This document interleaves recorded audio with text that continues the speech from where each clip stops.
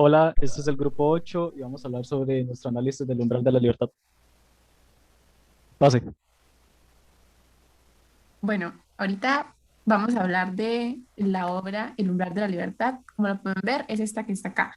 Fue creada por el artista René Magritte. Él se convirtió en uno de los primeros artistas en los que se puede comprender la cultura moderna. Dice que sus minas visuales siguen estallando una y otra vez porque su detonante es el mismo pensamiento. Cuando el cañón dispare, el mundo de las imágenes familiares desaparecerá. Por eso el título del cuadro. Siento que hace referencia como la realidad en la que se vive y a la que él se refiere que cambia cuando el cañón dispare de la realidad de nosotros.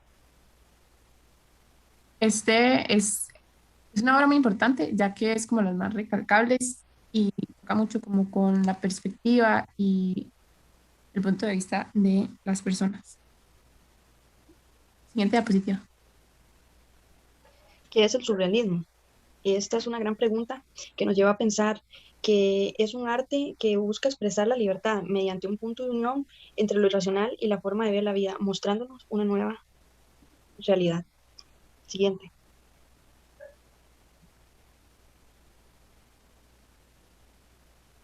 Gráficos. Nos hace ver que los surrealistas no tienen héroes políticos ni vivos ni muertos. Más que nada tenían como una galería de santos, de hombres y mujeres, que los consideraban como los ideales, ya que habían vivido el movimiento antes como del tiempo de ellos, como que si estuvieran adelantados. Uno de los más grandes que era el Marqués de Sade. Ese castillo está en Provenza y era considerado como los lugares santos del movimiento surrealista. También se les consideraba a los surrealistas como blasfemos y traidores a su clase burguesa, la burguesía. Se considera este lugar como un monumento también de los surrealistas. Ellos casi todos eran bautizados y vivían en Francia, cuando la iglesia tenía gran poder. Una de las peores blasfemias que por estos que se consideran traidores a su clase fue una obra que hizo Max Ernst de la Virgen María dándole una azotaina al niño Jesús, contemplada por los tres reyes magos. Se puede apreciar aquí en la imagen, ya que hay un pequeño cuadro al fondo donde cuesta verlas, pero hay tres caras ahí. Siguiente diapositiva. La situación cultural en el proceso de la iniciación del surrealismo, dado que las fechas concuerdan mucho con la iniciación con la Primera Guerra Mundial. Dado caso, muchas obras tienen que ver, como por ejemplo la obra de Giorgio de Chirico, que es la del misterio de la melancolía de la calle, refiriéndose a una soledad y silencio en la sociedad. Luego desarrollaré más esta obra, ya que voy a hablar sobre Giorgio de Chirico próximamente. Paso.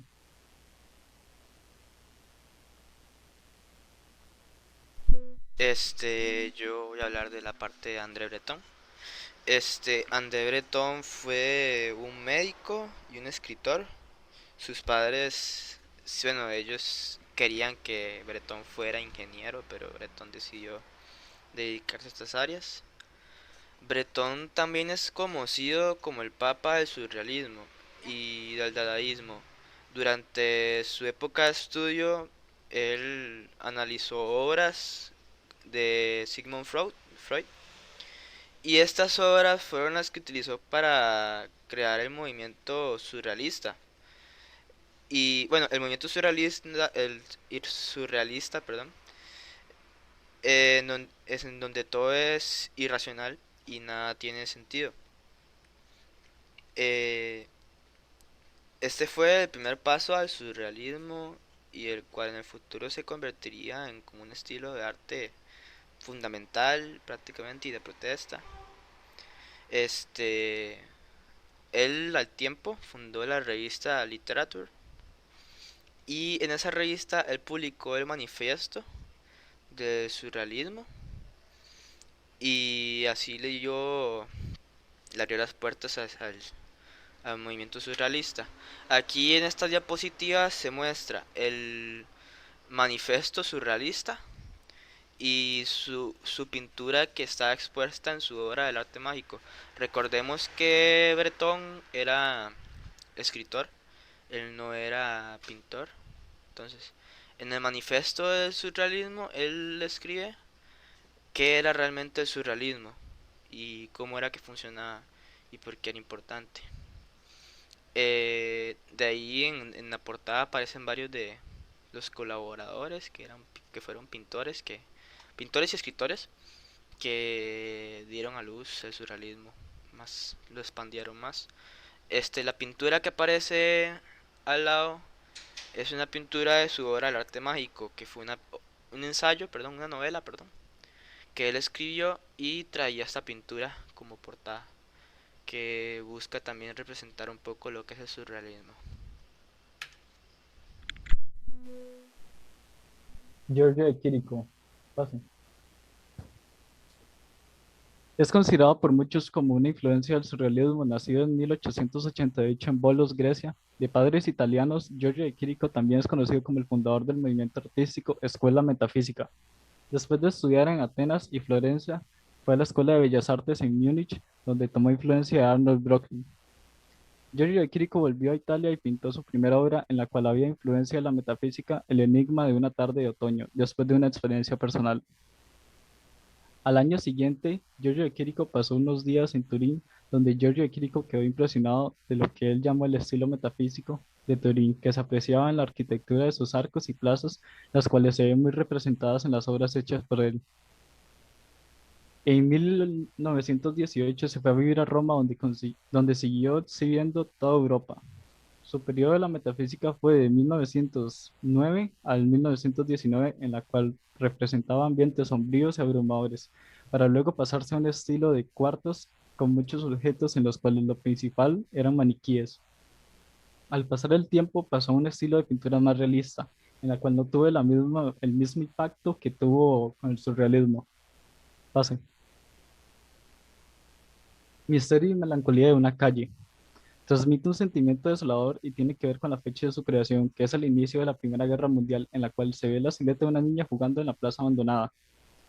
Gracias a la proyección de la sombra, se hace saber que en la plaza hay una estatua, como lo era muy común en todas las obras de Giorgio de Chirico. Esto es un elemento que genera inquietud. Los colores utilizados dan un toque de misterio junto a las sombras y la arquitectura de los edificios, con influencia de Turín, Italia, ciudad que lo dejó fascinado. Pase. Max Ernst fue un artista alemán nacido en 1891, nacionalizado francés. Fue considerado una pieza clave para el surrealismo. Se dio a conocer por medio de varios collages de imágenes sacadas de revistas y catálogos. Mostraba lo irracional del mundo mediante materiales simples y ordinarios. Finalmente, murió en Francia en 1976. Siguiente. Durante una entrevista sucedida en los años 60, detalla la necesidad de la libertad. Dice que si las obras que se realizan son diferentes a lo que está sucediendo en el mundo, van a ser revolucionarias, lo que para él sería darle un sentido de rebeldía. Siguiente. La obra que están viendo se llama El elefante de las célebes. Fue realizada en el año 1921.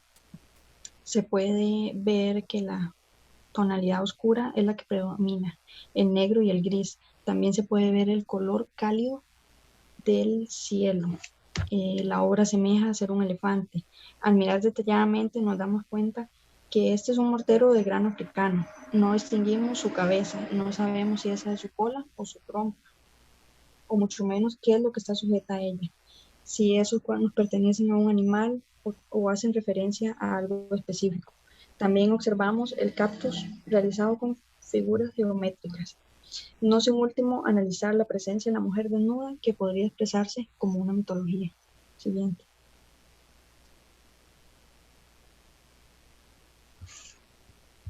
René Magritte.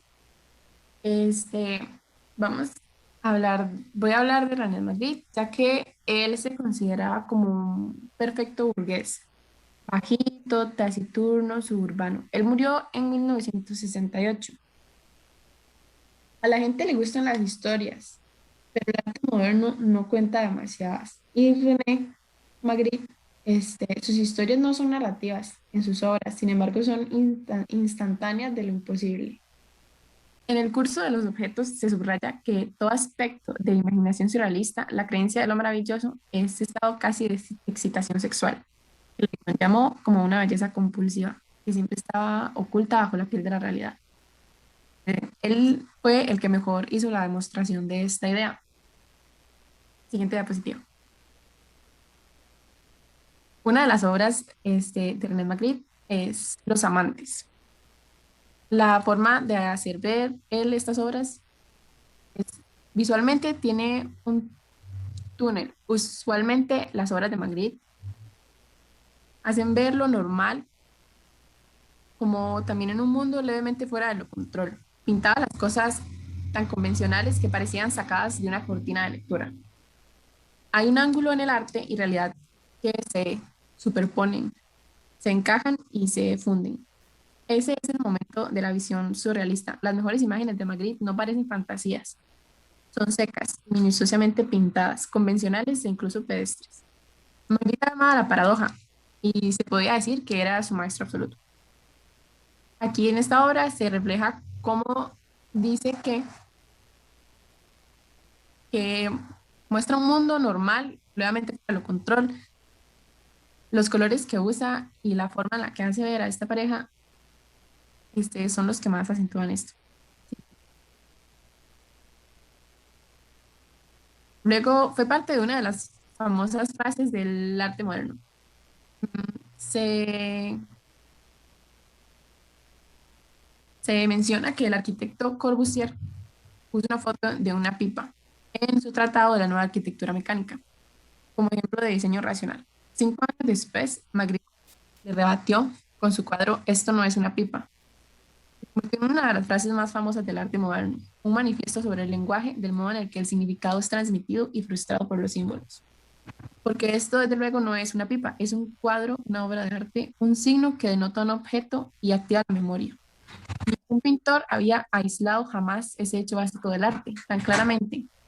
Negar el nombre de las cosas te lleva a través del espejo de la ilusión hacia un mundo bastante diferente, en el que las cosas cambian de nombre y pierden su significado. Siguiente diapositiva. Yo era de Salvador Dalí. Salvador Dalí, bueno, es uno de los más famosos de todos. Él nació en 1903 en un pueblo de Cataluña cerca de la frontera con Francia. Él tenía un hermano que también se llamaba Salvador y él se murió unos meses antes de su nacimiento. Sus padres siempre le dijeron que él era la reencarnación de su hermano. Y Dalí siempre ya, creyó en eso y creció con eso. Cuando estaba en el colegio, Dalí empezó también su gusto por el arte por una presentación de Picasso que él había visto. En esa misma época su mamá murió de cáncer y esto lo marcó por toda su vida. Incluso en la entrevista dijo que fue uno de los hechos más traumantes y que más le marcaron en toda su vida, la muerte de su mamá. Él entró a la universidad para estudiar Bellas Artes y ahí siempre se destacó por ser un gran estudiante y hacer unas obras bastante increíbles, siempre dijeron eso. Si no me equivoco, él no se graduó al final de esa universidad porque no lo quisieron graduar al final, si no me equivoco. Durante la guerra, Dalí creció mucho como artista y en esta época creó algunas de sus obras más famosas, como la de los relojes eh, derretidos, que se muestra en la diapositiva siguiente. Y años después, y aún con éxito, murió a los 84 años de un paro cardiorrespiratorio. Estas son las obras más famosas de Dalí. Como podemos notar, tiene un cierto parecido, y es porque Dalí siempre tuvo ese estilo. En la primera pintura, la de la izquierda, el paisaje es simple, aparece el mar al fondo y una pequeña formación rocosa, alercha como una forma insólita, poco común. En primer plano a la izquierda se observa como un bloque probablemente de cartón tejido a mano, que hace las funciones de una mesa, sobre el que se disponen los relojes, un árbol y al centro de la obra aparece una extraña figura que simula una cabeza blanda, cuyo cuello se diluye en la oscuridad. Llama la atención la enorme nariz, la especie de lengua que sale de ella y el ojo cerrado con largas pestañas. La figura parece dormir sobre la arena. El artista ha colocado sobre esta figura un cuarto reloj igualmente blando y que también parece derretirse o escurrirse. Los elementos anteriormente descritos se ambientan en lo que parece una playa desierta con el mar y una cala rodeada de acantilado al fondo. El cielo y el mar y se confunden. Y por ejemplo, la obra de la derecha podemos notar algo parecido, es como un reloj derretido, con el mismo árbol, también con algo abajo que le está apoyando, solo que esta vez no parece una caja de cartón, es más como algo relacionado con la ciudad, una obra de arte en la ciudad. Y podemos ver que detrás también hay como una especie de comercio, en los reflejos se puede notar un poco lo que son como carros, la calle, pero siempre el reloj. ¿Y para Dalí qué significaba el reloj? El reloj para Dalí era relativo. Es porque se basó en la teoría de la relatividad general de Einstein, que si sabe un poquito de física, se va a dar cuenta que eh, el tiempo es relativo y cada quien lo percibe según su realidad. Esto es lo que intentó también describir Dalí en sus pinturas y por eso es que ponía sus relojes derretidos. Además que también siempre tuvo como una obsesión con las cosas doradas. Él exclamó múltiples veces que tenía una obsesión con las cosas doradas. También él tuvo sus objetos surrealistas. En realidad él no trataba de transmitir mucho con esos objetos. Simplemente trataba de enseñar de que de cualquier cosa se podía sacar arte. Por ejemplo, en la izquierda vemos un zapato con múltiples cosas extrañas. Incluso creo que hasta hay una cosa de metal dentro y un vaso de leche dentro del vaso. Y pues esto es lo que él hacía. O sea, él ponía cosas que se encontraba por cualquier lugar y se las agregaba a objetos para que se vieran lo más surrealistas y extraños posibles. Por ejemplo, la langosta en un teléfono, que la langosta es el teléfono. Él siempre buscó hacer este tipo de arte. Muchísimas gracias. Este fue nuestro trabajo de Joshua Chan, Linet Berrocal Sánchez, César Andrés Fonseca Villegas y Camila Castro Soto. Muchas gracias. Esperamos que les haya gustado nuestra presentación.